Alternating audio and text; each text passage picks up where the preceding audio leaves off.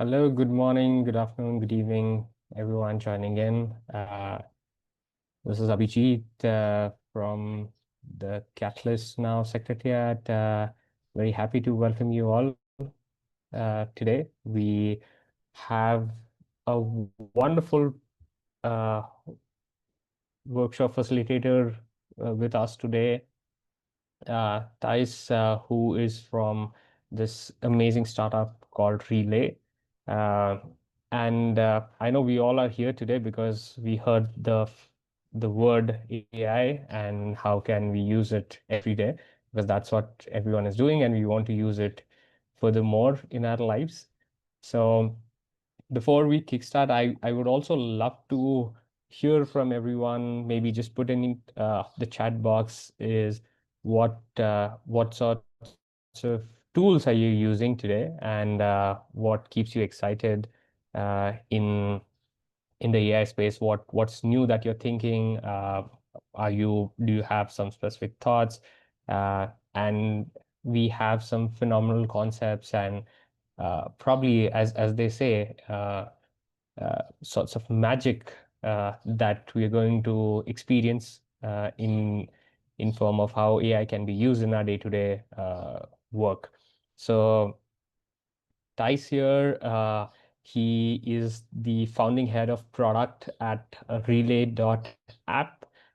This is a phenomenal tool I came across in terms of my experiments over different tools that I was exploring, and I really loved how simple the platform is, which led me to start connecting with the team. And then here we have a very interesting session for all of you. Just to give you also a quick background, my exploration with the product itself came along when I was playing with AI agents, and it helped me. I made a very simple application where, because I go to a lot of these different events, I made I made an automation where I could scan a card. It gives me, extracts all that information in my Google Sheet, and then pulls out the bio of the person I met and gives me what are the pointers that I can connect them with for my work. And that I felt like was magic from a networker standpoint. And that's the phenomenal product that Thijs here has built with Relay. He also was the director of product at booking.com for the mobile app, and spent close to a decade at Google heading the product for Google Flights, and also a product manager for Gmail and Google Maps. So if you have seen all the magic in your daily inboxes and maps, this is the person you want to thank. He's done some phenomenal work for all of us out there. Yeah, Thijs comes with an experience and expertise in product strategy, user experience, and scaling consumer tech products. That's fairly relevant with the kind of experience that he's had. And he's built like really high impact teams that have built products being used by millions of people worldwide.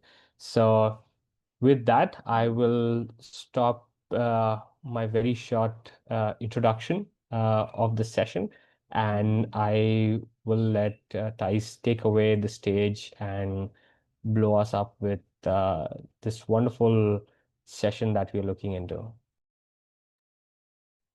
Well, thank you very much for the oh, sorry. Thank you very much for the very nice introduction, and thank you for having me. Yeah, quick intro about myself. So my name is Thijs, and I'm the head of product at Relay. And I'm very excited to be talking about AI and AI agents in the next like hour or so. Before we dive in, a bit about myself. So I'm based in Amsterdam, the Netherlands at the moment. And before that, I spent a bit more than a decade in Switzerland, in Zurich, and also in a few states in the United States. And yeah, that was mostly for my previous roles at Google and at Booking. Now, a little bit about Relay.app. So we are a tool that makes it really easy for anyone to create AI agents or AI workflows. And what our specific focus is to make it easy for anyone, also like without a technical background, to create these kind of like AI workflows or AI agents. And how we do that, you'll see later in this session. But we know that there's many tools out there that you can do automations with, but many of them are focused on like people with a programming background or related. And we believe that automating with AI is becoming so important for anyone. Like basically, we believe that like every knowledge worker over the next 5 to 10 years needs to be comfortable in automating with AI. Similarly, that like people need to be comfortable with like Microsoft Word or Excel today. So yeah, we'll dive into that in a bit. Just a little bit how we organize this. So first, I'll spend a few minutes on like AI agents 101, or like what are agents, and what are some of the key use cases. So we'll go through some use cases of AI agents, specifically agents that we ourselves at Relay.app are using in different categories. And then I'll actually do a live build. So it's a build of a lead qualifier agent, but you can totally apply this whole concept to many different other use cases, like for example fundraising requests or stakeholders, and many other use cases as well. You'll see that, and then we close off with some time for Q&A. So let's dive in, because we don't have too much time, with a bit about the background, right? Like what are agents? Because it's a really big buzz at the moment, as you've undoubtedly experienced. Like you just have to open LinkedIn and you see, like, at least my timeline is flooded with people talking about like their AI agents, why people are missing out. And yeah, you get kind of like this whole FOMO feeling of like, if you're not automating with AI, are you missing out? So what is an agent? And with a buzzword comes some ambiguity in terms of like what it actually is. Now, there's a whole class of like technical definitions about like what are AI agents. And so if we look at like some of the definitions from some of the AI model companies like Google and Anthropic, they generally talk about agents as like a piece of software that is given, clear goals, and as well as like a set of tools or like connections with other apps. And the agent is really defined as like a system that like independently is able to achieve its goal through the apps that it's connected with. Now, this is a whole mouthful. It's quite abstract and pretty academic. And we also don't really think it's like that relevant for like day-to-day definitions. And in fact, I think there's a much more practical definition to think about for AI agents. And before we look at that, let's quickly look at like just AI in general, because like we're experiencing lots of AI everywhere, and there's, on a high level, we can break down the different ways how we interact with AI in like 3 different interaction patterns. So very common is like the chatbot interaction pattern. So a key way where this happens is, for example, ChatGPT. So, but also like on many websites, right? Like there's like support chatbots. What is the pattern really here is like, as a person, as a user, you type in your request, then AI, thinks about it and then gets back to you with a specific answer, and it will only continue if you ask another question. So it's a synchronous conversation that happens while you're asking it stuff. And these are quite common and super powerful. Now, then there's a second pattern, which is very common and or becoming more and more common and quite popular, is the Copilot pattern. So maybe many of you know like Microsoft Copilot, which of course is embedding a Copilot in many of its products. But at a high level, what the Copilot is, it's like a piece of AI that lives inside another product and helps you with very specific, tasks that are relevant to that product. And this might not be over chat. It might be. This might also be with like inline suggestions. And there's some really big products these days that are like purely focused around that model. One example is, for example, Cursor, which is like for software engineers, a tool that helps you code, like write software through AI. So this is really embedded in the tool, and it helps you with one specific thing, which is writing code, software code. And then but again, here, like as a user, as a person, you're very actively involved in like responding to its suggestions and also acting on it. And then the last one, and this is where the agent comes in. It's the agent interaction pattern, and that is really where an AI works for you behind the scenes on your behalf. So unlike the other two cases where you're actively chatting with an AI, or the AI does something like in Microsoft Excel, and you click like, yeah, accept this. An agent works behind the scenes. So you describe the behavior once of what the agent should do, and then afterwards it starts working behind the scenes. And that's specifically what we'll be looking at today. And like Relay, so we're a tool that lets you create these kind of agents that work behind the scenes, and we make it very easy to do so. And for those of you that are familiar with like this category of like automation tools that you can build like workflows or agents with, some people have like a heated discussion on the internet about like, is something a workflow, like an AI workflow, or is something an AI agent? Well, first of all, the answer doesn't really matter. And we also think it's like it's very fuzzy. It's a spectrum. It's a scale. If we think about a workflow, it's really like a list of tasks that is specified by a person. Like, a human, you specify like, okay, every time an email arrives, then look at look up the person in our CRM, and then draft a reply. And like every time when this happens, you do that. So there's really a flow chart, and the flow chart is defined by a person. Versus like a purely like AI agent, there's also a flow chart that a thing runs off of, but the flow chart is defined by AI every time on the fly. So like as a person, you don't know really predictably about what's going to happen, other than like the prompt that you give it.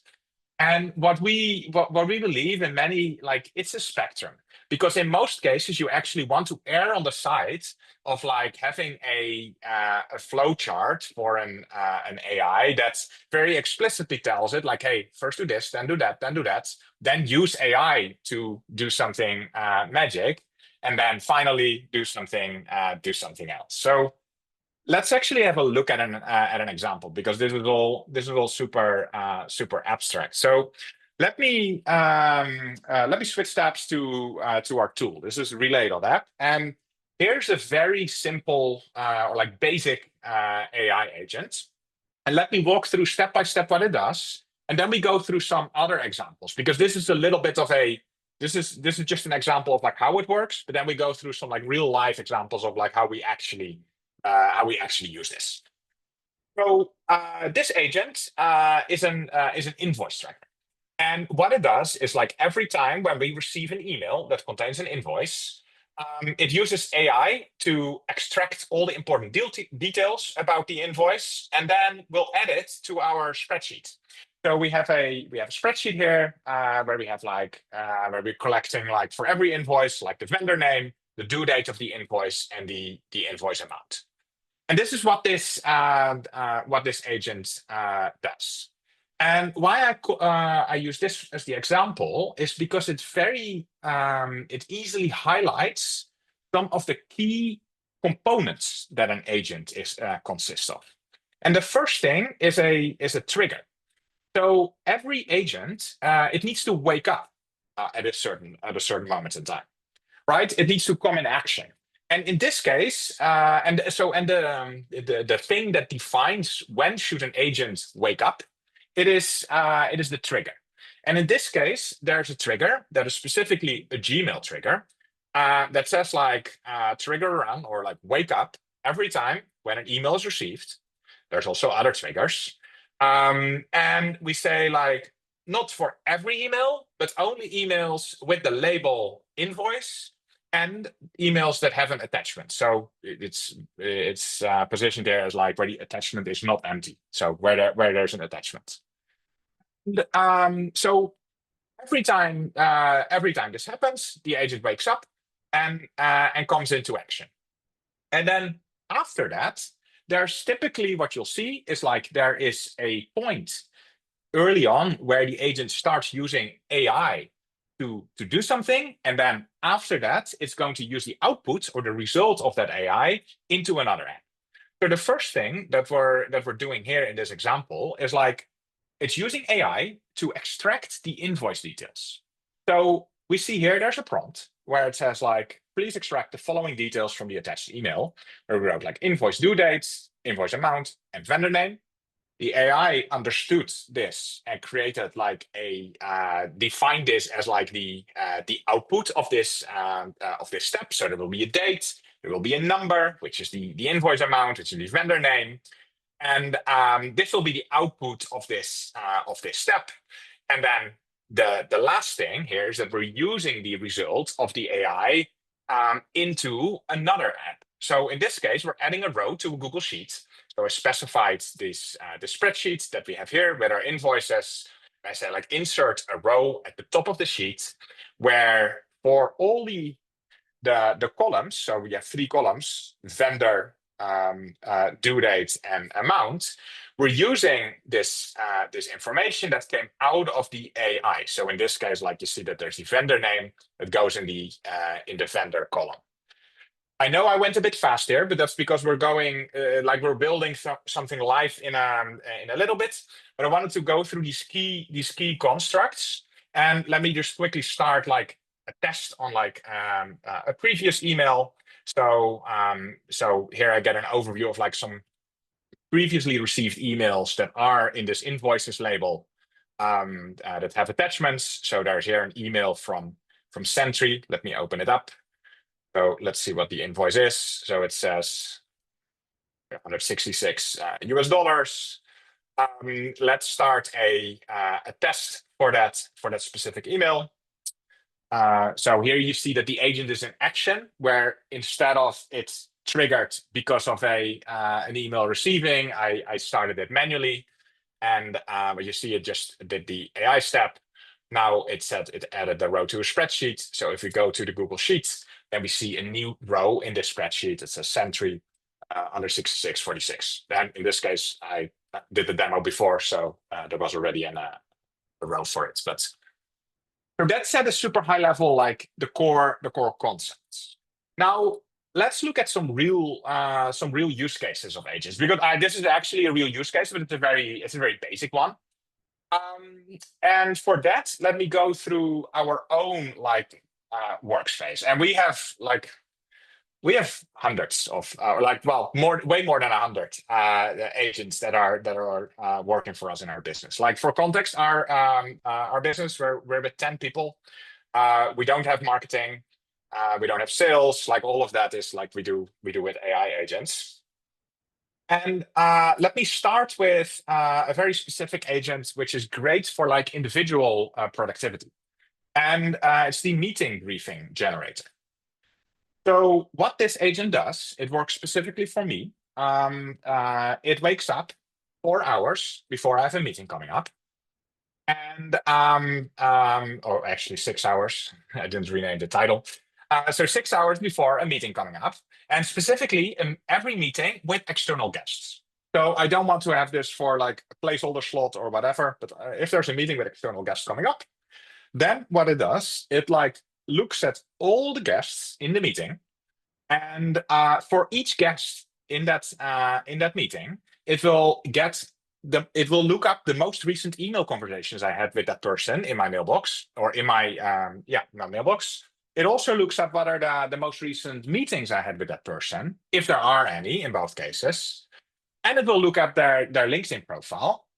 And then it uses AI to prepare like a briefing based on all the LinkedIn profiles and all the emails and all the events that I had with them. In this case, like this prompt is completely like crafted by me in terms of like how I want to have that briefing. So I basically ask it to put like together a short list of like maximum 10 bullets per person with their backgrounds, as well as like the context like about the meetings. And then it sends that in an email to myself.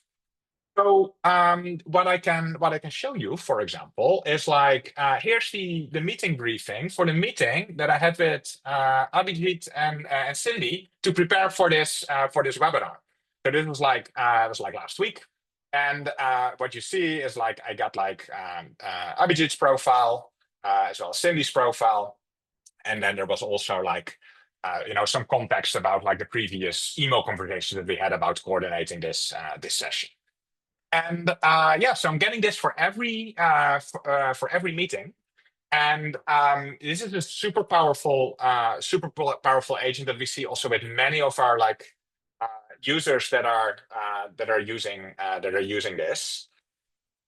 And one thing to call out is like we have a template gallery on our website. And this is actually one of the templates that is featured, and it's really easy to get started. If you click on use this template, you can create a free account. You can run this thing for free. The free version of our app is only usage restricted, but you can run this many times on the free account. So can definitely recommend that as a good taster of the product. Next, let me go through a very different of agent, and let's do a marketing agent, because we have many agents in that realm. And this will highlight a nice piece, because like so I mentioned we have like hundreds. I'm really not lying. We have a whole list, and for marketing alone, we have a whole bunch. And we kind of think about all these marketing agents, almost like as a team. So we created this special view, which is like our org chart view. So where you can browse through your agents or your agent folders in a way as if they are like a team, an org chart. So we have like agents focused around SEO, our template gallery, enrichment, our mailing lists, social media, and about like specifically also for videos. So we do a lot of content on YouTube, like instructional content, but also like use case videos. And we have an agent. Let's see where it is. There. That is the LinkedIn post writer for new YouTube videos. Now let me show you how it works. And it's a really powerful one. So what this does, it checks our YouTube channel for new videos. And every time there's a new YouTube video on our channel that we posted, we get the transcript for that video. So the entire transcript. Then we use AI to write to draft a LinkedIn post for this. So we give it like the information from the transcript, like the video title, the description, etc. We attach the entire transcript as well. We also give it some examples, like of like the style of how we want the post to look like. So AI will output a draft for a LinkedIn post. Then we have a step where we get the thumbnail. So we get the image, the preview from YouTube, so that we can use that in the LinkedIn post. Then before it's posted, because we don't want to just post that automatically in this case, we do want to review it. So we have a review step. So we in Relay, it's very easy to add like human reviews or human approvals, where you can ask anyone either via email or via Slack, like to approve the output of the AI before it continues to the next step. And that's very important because like AI is super powerful, but you also need to have a good prompt, and like it's important that you can actually review what it does and maybe even send it back if you're not happy. So what this does, it like in this case, it pings our Slack channel new content, and it sends a message there like, should we post on LinkedIn this post for the new video, where we include like the title of the video, and also the draft that the AI wrote. You can set like due dates, etc. for this approval, but in this case, it's not that important. And then if the person approved, we post it. And as you can see, like this is like a full post. And this is actually what we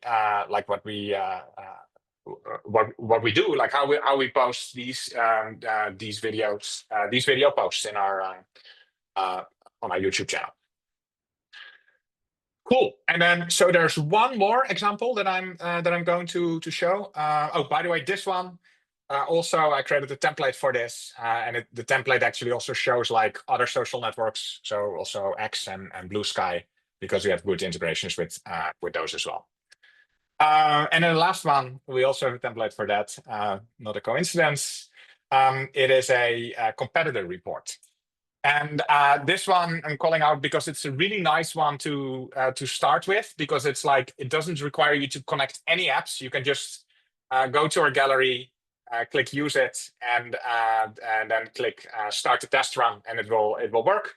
What this does, it's currently set to like wake up not based on a signal in an app or not like a video being published, but just every last Sunday of the month.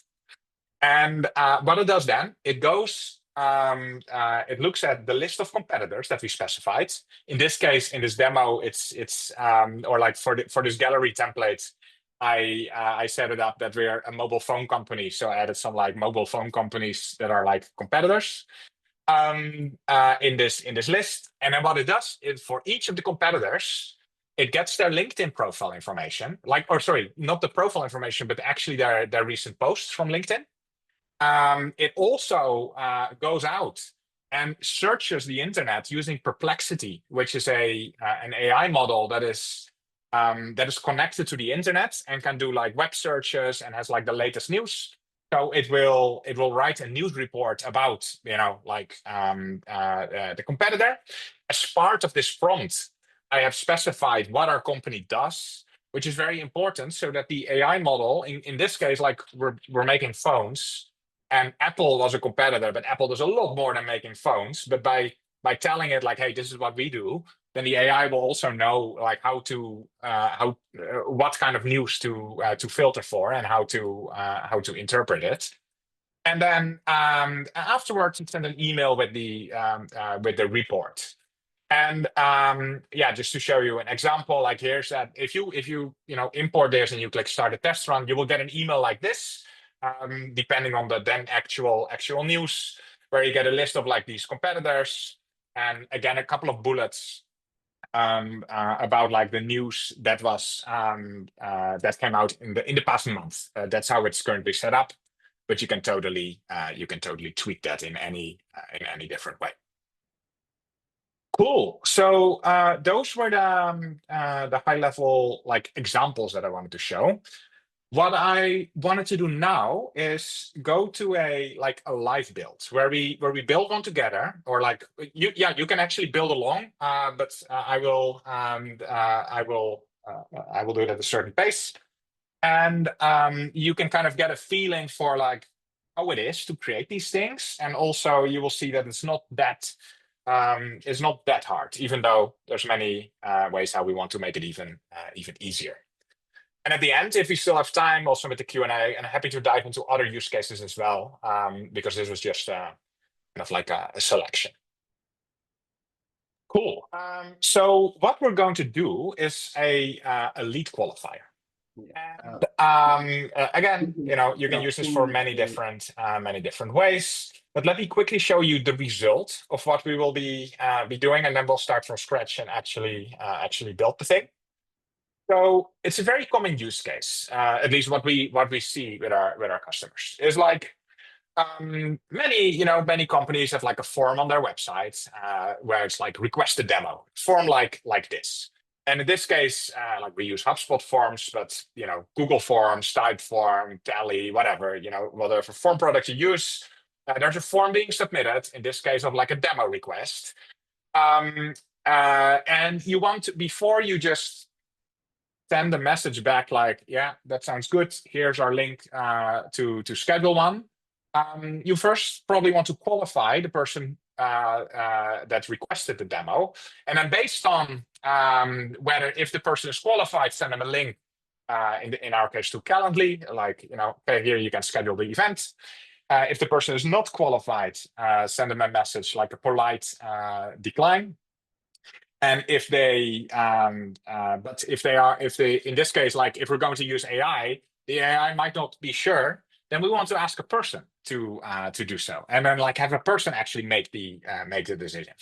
So that's what this agent does. Like every time a new form response is coming in, like right at that moment, it gets the LinkedIn profile of the person that filled in the form. It also scrapes the company website, so we can kind of like see where they're where they work.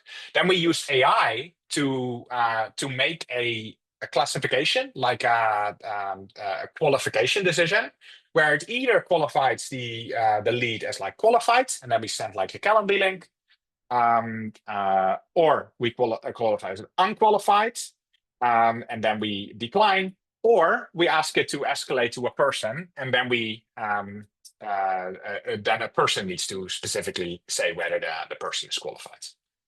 So let's build this, and then a lot more will become clear along the way. So what I'm doing is clicking on new workflow, and this is where we end up on the blank slate. So as I mentioned before, every agent, it starts with a trigger. And this trigger is, again, it's the signal that wakes up the agent. And previously, we looked at a couple of different triggers. So we saw like the Gmail trigger for a new email arrived. We saw the YouTube trigger for a new video posted to a channel. But there's many different categories. So, there's a long list of apps and that we have triggers for. There's also a manual trigger, which lets you click a button every time you want it to run, which is not really how the agent concept normally worked, because we saw in the beginning that like agent really works behind the scenes. But sometimes you have an agent that you just want to manually kick off. So that's also possible. Then there's a scheduled one, which is what we use for the competitor research, like every month. You can also show every 15 minutes, every day, whatever. And then there's a couple of special ones that are less common. In this case, we want to trigger based on a form being submitted. So again, I mentioned you can use your form tool of choice. We integrate with all of them. For this demo, I'm going to use HubSpot forms. So what I did here is I went to the HubSpot menu, and here's what you see: all our HubSpot triggers. And long story short, we have a very deep integration with HubSpot, with Salesforce, with Adeo, like all the CRMs. So you can do a lot. But in this case, we very specifically want to trigger whenever we get a new form submission. So click on that trigger. And it's really straightforward. What we need to do next is we need to select the form that we want to trigger on. So in this dropdown, I'll see a list of all my HubSpot forms. By the way, if this is the first time you're using HubSpot with Relay, you will be asked to sign in. So you get a dialogue to sign into HubSpot. But I obviously have done so. So here's a list of my forms. And this is our real one. So I'm going to use this one that I created for the webinar. And in principle, that's it. So this trigger is in principle now set up. But let me show you what else we see here on the screen. So in the preview section below, we see a list of previous form submissions. In the case of HubSpot, they're all called form submission, which is unfortunately what HubSpot gives us. But if you click on these, you can see all the fields that Relay knows about for this form submission.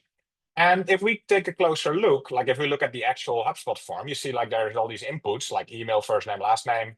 This case, it was Chrome auto filled it out. But the last reply, submission to the form was indeed me that filled out this form. So here you see the questions and there the fields.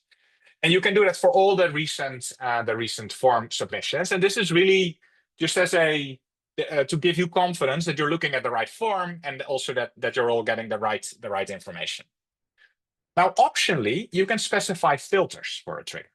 And these filters, you can specify them as conditions for, in the case of a HubSpot form, based on the questions that are answered in the form. So for example, I can say like only trigger for forms that are submitted by a person where that answered in the first name column exactly my name. And then what we'll see is like I did many demos, but like we will only see results here that were submitted by me. And again, this preview box is really just as a sanity check that you did the right thing. But like the concept here is that you can set filters. So if you only want to filter on or trigger on submissions that didn't have a LinkedIn profile, you can specify that. You can specify it as well. And so this works for every trigger, not just for HubSpot, but this is kind of like the 101 of like how do you set up such a trigger. In this case, like it was literally just selecting the form and click done because it is done. So now we've defined when should this agent wake up whenever a form is submitted. Then the first thing that, and then what we wanted to do ultimately is like use AI to classify this lead, and then based on the classification, either send the email or not. Now, in order to classify this lead, it will need a bit more information. And specifically, we want to give the AI the LinkedIn profile of the person and also the website contents of their company website. And how we're going to do that is we're going to add a step. And similar to the trigger menu, you see here a list of like the different types of steps that we have. And it looks similar. It's slightly different. So similar here is like you see a list of apps that you can do actions in, but there's also a bunch of other types of actions. Like AI actions and web scraping actions. That is, for example, that we can use to get like the company website. But first, what we're going to do is like do the LinkedIn profile, getting the LinkedIn profile of the person who submitted it. So I search for LinkedIn. Then we see like a whole bunch of different actions that we can do. Like we can create posts, we can, which is what we did in the social media thing. But in this case, we're going to get the LinkedIn profile based on the LinkedIn URL. Because in this case, we added a form where people filled out that URL. We can also search LinkedIn for the person, but if we have the URL, that's much better. So I select look up this person by URL.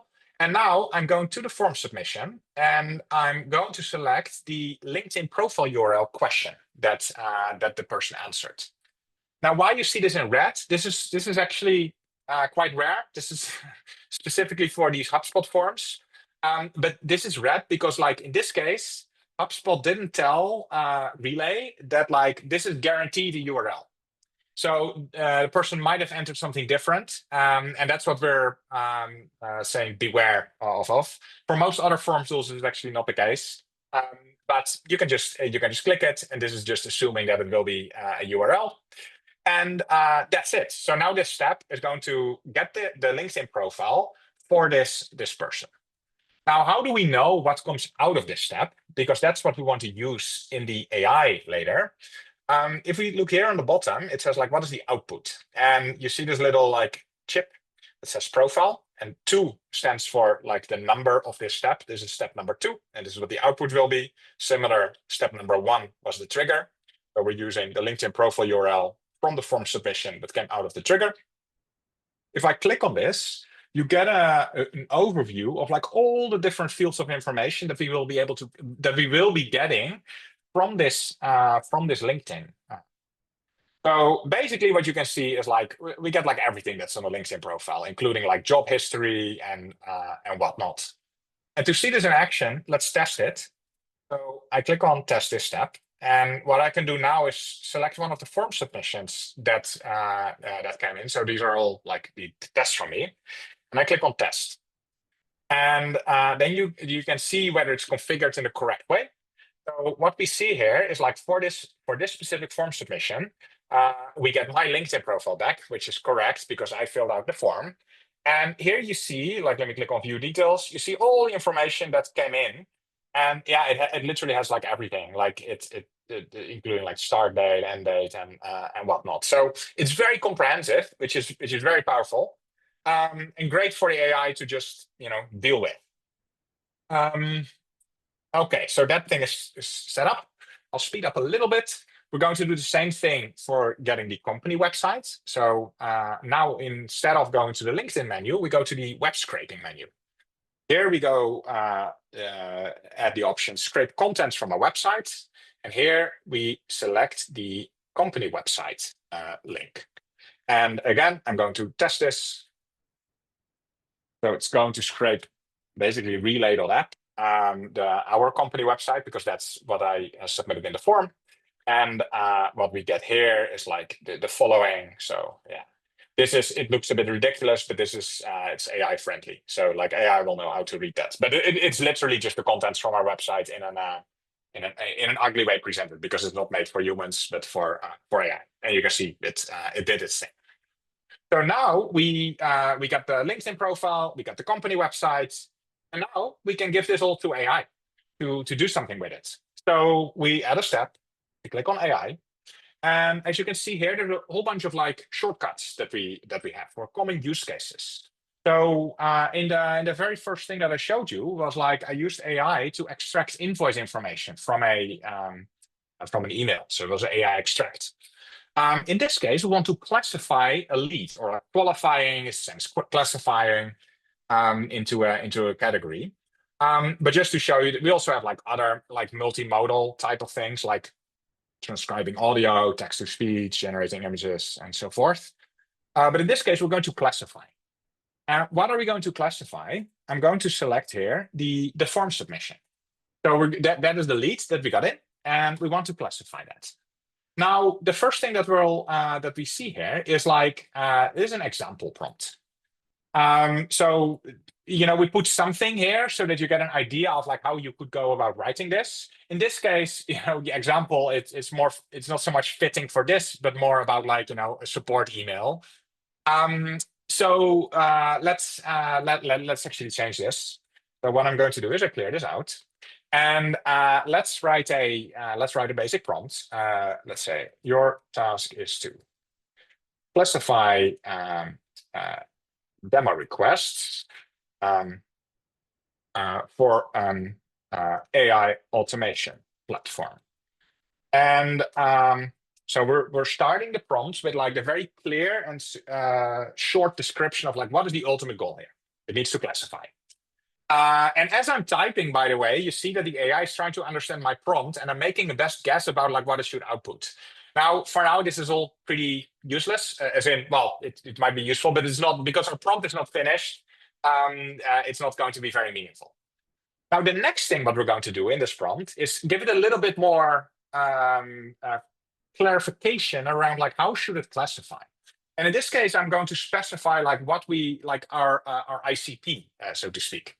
So let's say that I specify this as like our target customers are mid and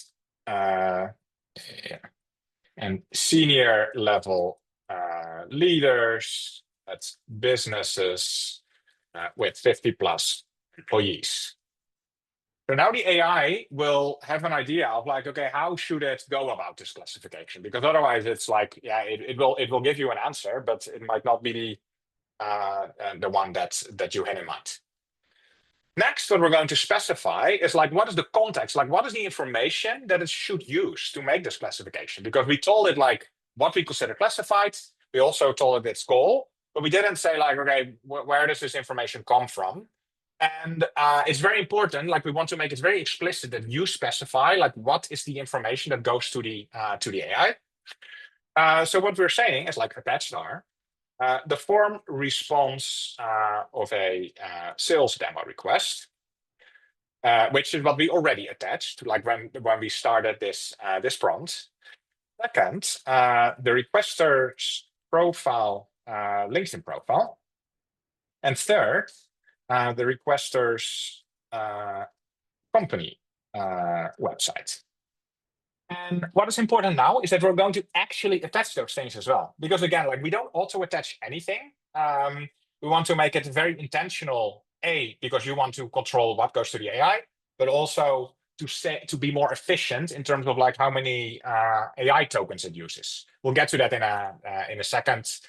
But what I can do here is like I click on data from previous steps, and I select the LinkedIn profile, and I select the web content. So now this will be sent like as is to the AI. Next, what we're going to do is in this prompt, we're going to be a bit more explicit about like, okay, now it has all the data. We told it its task, but now how exactly do we want it to classify? So now we say like, please classify this demo request as one of the following. Qualified.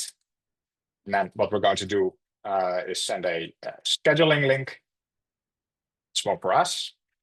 Unqualified. We're going to politely decline. Or not sure. Ask a person in the team. And what we'll see in we see here on the right that it says analyzing prompt, and boom, this became a lot more simplistic. So now there's one output that this step will give, which is called classification. If I click on it, we see that the classification will be one of the following, which is literally what we asked it to do here. And this is what the AI. So the AI read my prompt, and then based on that, it basically created its own output structure. And this is exactly what we want. And this is also a really good way to get like somebody, or like to get the AI proofread your prompt. If it's a good prompt, the output structure will be exactly as you expect. Now, before we continue, let's also test this step. So because this uses a form submission, a LinkedIn profile, and website content, you can provide all of these. By default, they're provided based on the test outputs of the previous steps. And I can click test. So in this case, we see that like the AI thinks that my form submission was qualified.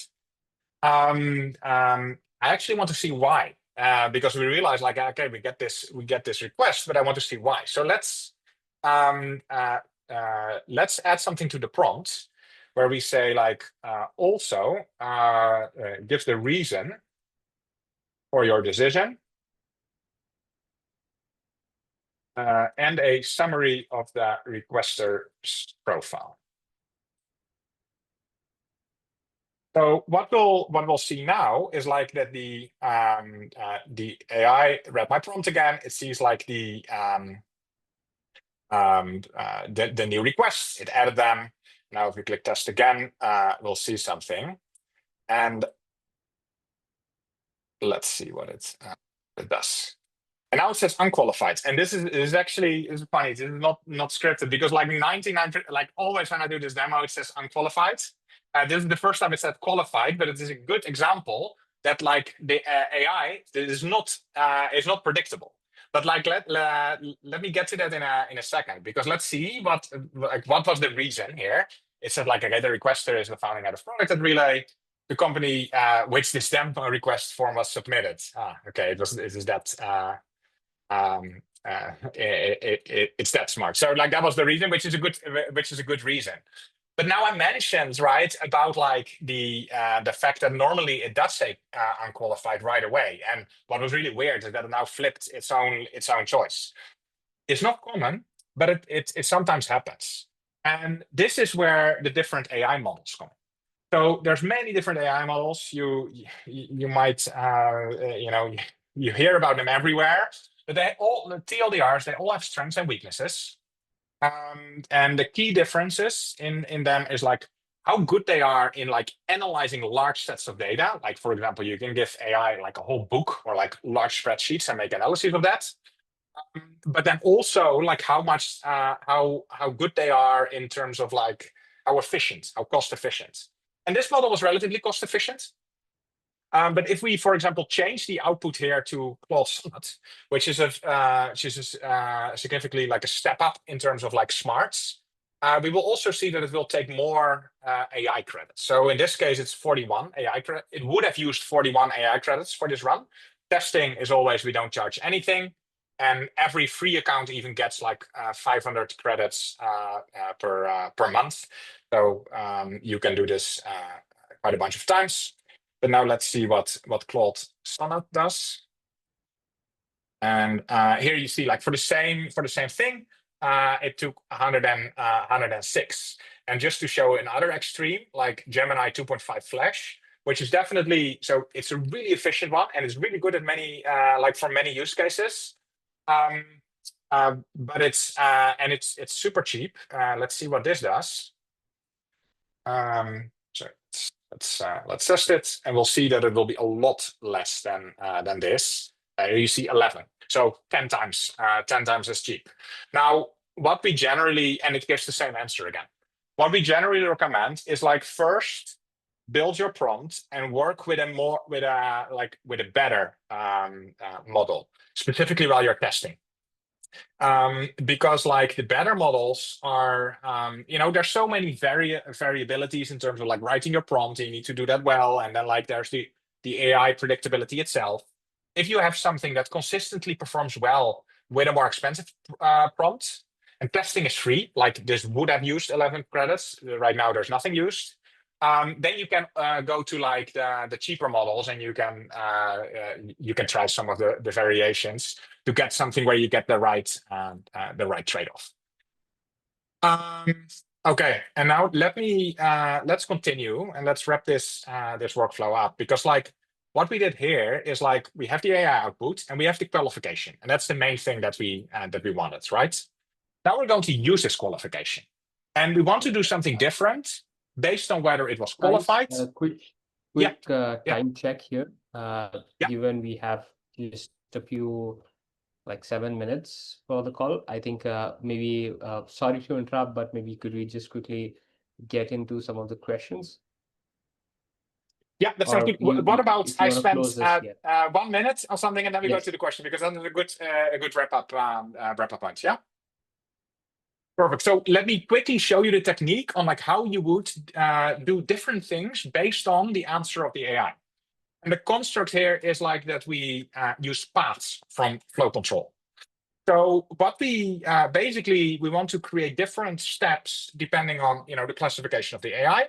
So let's say that this was the path for qualified leads. So what we can now specify when should this path be taken. And so I'm going to add a rule, and I'm going to select the output of the AI, specifically the classification. And now I need to specify under what condition should this path be taken. And it's showing me all the cases that it could be. So we're going to say like this path should be taken when the AI said that the thing will be qualified. Similarly, we're going to add a path for unqualified, where we're going to say like the classification said unqualified, and then by default the last one is already set to else, like do everything like if it doesn't match one of the former two. And so we're not going to fill this in now to save time, but we do have, and I'll send that link afterwards. We have a couple of versions of this in our template gallery as well. So there's one with a Google Forms version, which is basically the same, and there you can see like how you would actually set up these paths for the different cases. But yeah, I think like it makes sense. We're running out of time, so let's get to the questions.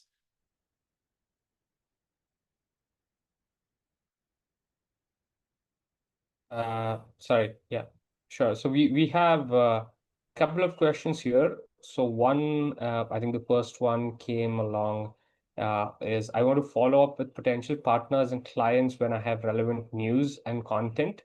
I'm curious if I can build a flow like the meeting briefing generator, but based on my recent post.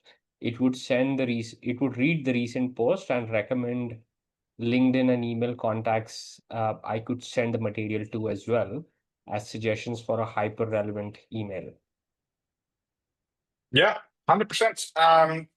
Like won't be building it out here right away, but like there's many ways how you could do this depending on your exact setup. For example, what you could do is like have an agent that runs like every day. And what it does then every day, it gets like your recent LinkedIn posts. So you enter your own profile URL here, and you say like at most get like the 10 most recent posts. Then what you have for example, AI summarize these posts. You ask it like, write the key topics. Then you look up, for example, in HubSpot or in Google Sheets or wherever you have your customers. Like you look up, through AI, like which customers might this be relevant to, for example, based on industry or whatnot. And then afterwards, you have AI like draft an email. And then you have it either send that email or you want to first check that email. But yeah, there's multiple ways how to do so. And feel free to the person who asked to send me an email, and I can help with the high level structure. Absolutely. And the second question is, can we adapt the competitor template to track funders in our pipeline for open call proposals, and run the agent periodically to visit the funder website posts, and if there's an open call that aligns with a specific program we have, it notifies us. So I took it felt interesting, so I took the liberty to, while you were prototyping the other one, I just prototyped this in the last 10 minutes. So I'm happy to share my screen and show this quickly.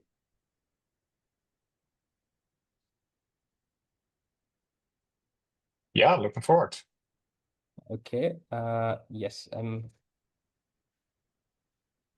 cool. Yes. So here is, and I think that was quite a interesting one, Lakshmi. Uh, Thank you for sharing that. I think that's quite relevant to all of us. So what I did was they, just logged in here on the Relay app. I went to the monthly competitor page, the template. You can just use this template, click, and this gets copied. And what I did here was just added two, like Gates Foundation and Dell Foundation, added their website and specific pages in terms of their grant opportunities, so that it's looks at specific pages than just going through the entire website, and their LinkedIn page as suggested, or you can add other things as well. And for the report, I did add this brief change where it was looking for the fund competitor, so you can add more depth about your project or your program, maybe here, and it does just made little word changes that were from the competitor to the funder standpoint.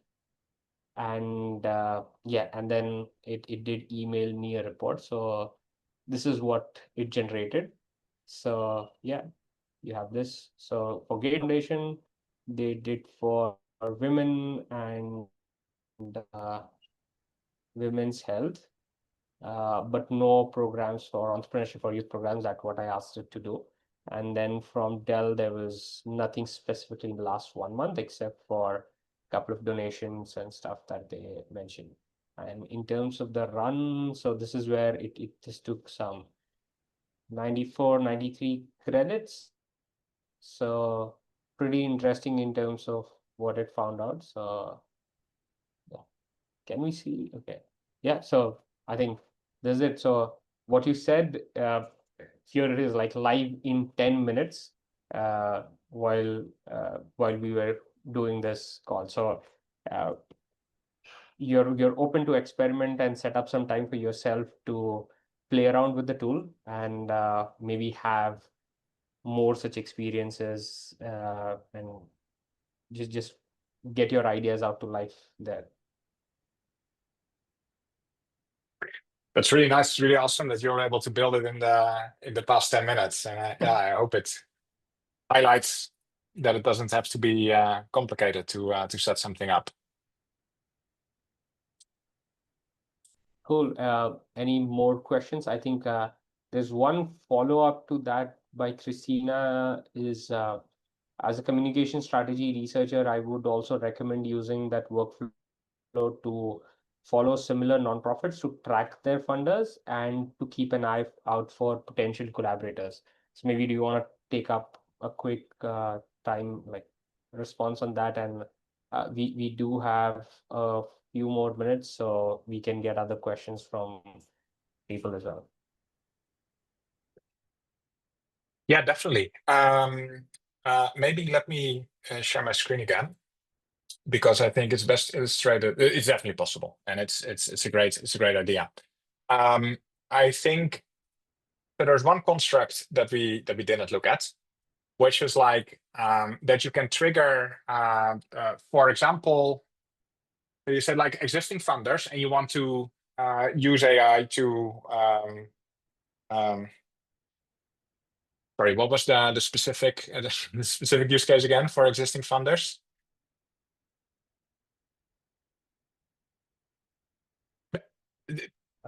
To follow similar nonprofits, to track their funders, and to keep an eye out for potential collaborators.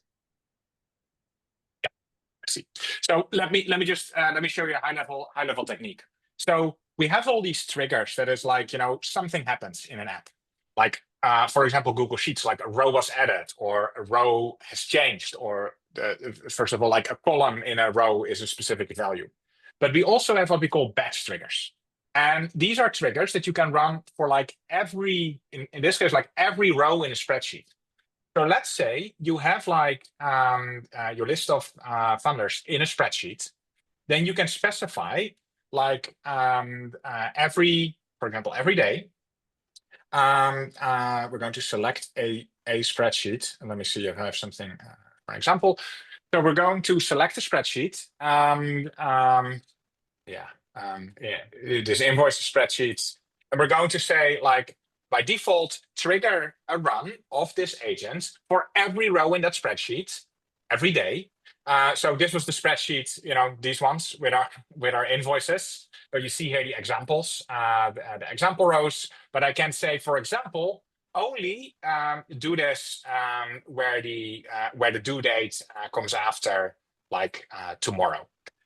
And then what you can do is that you specify here all the steps that should happen for every investor, for every fundraiser, for every customer, for every invoice in this case.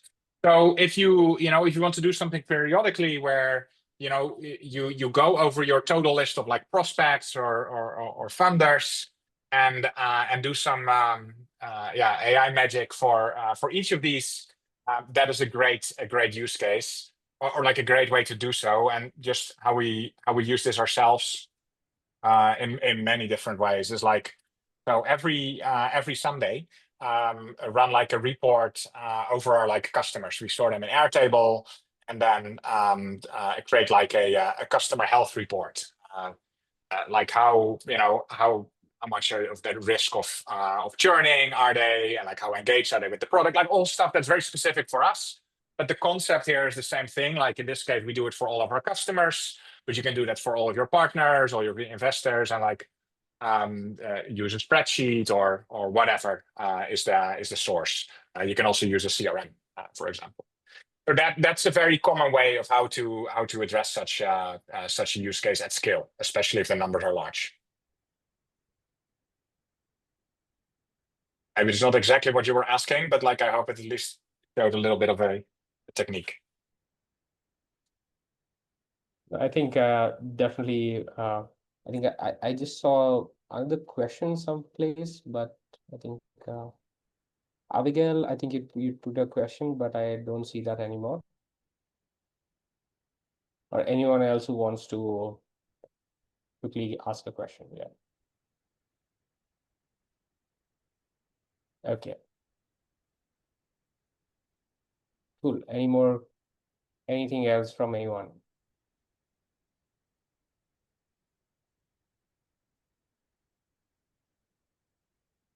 Maybe Cindy, Komi, you could now build a workflow to make a blog out of this meeting in the next 5 minutes using the automation. We wished, but instead we're going to give you quickly some upcoming sessions that you can join us. And thank you once again to Thijs and Abhijit for delivering this session. Meanwhile, I would really, really appreciate if you can quickly just complete this poll, which is going to help us in the future to craft as many sessions as possible and deliver everything that you prefer. Meanwhile, in the chat, I'm going to add all the sessions that are upcoming. The first one in August is going to be the one on August 28th, which is going to be the first one of the social innovation series. And of course, we're going to launch more in the future, but for now, we just have the one with Radovan, and it's going to be more theoretical and methodological session. So it's really exciting. Secondly, we have the book launch with Emily Castriel on this deep listening on September 4th. So join for that as well. It's going to be really interesting. Emily, it's really great. And for the fundraising sessions, we know you love them as much as the AI ones. We're going to have the two last ones in English for the year with Black Fox on September 8th and October 28th. So join, of course, and we welcome you. And lastly, don't forget about our Medium platform in case you are interested in publishing articles or just reading. We now offer articles in more than 5 languages. So in case you are interested to read, to publish with us or whatever, feel free to check out the call for papers in the chat, and also contact us and our team. We thank you once again for joining us today, and we're going to let you know again for upcoming sessions on AI and not only. And you will get the recording. I know everybody asks about the recording, so you'll get the recordings after the session. Thank you once again, and I hope to see you all soon. Have a great rest of the day. Thank you very much, Thijs. Yeah, thank you, everyone. Thank you. Thank you guys. for having me. Good rest of the day. Bye-bye. Bye. Bye.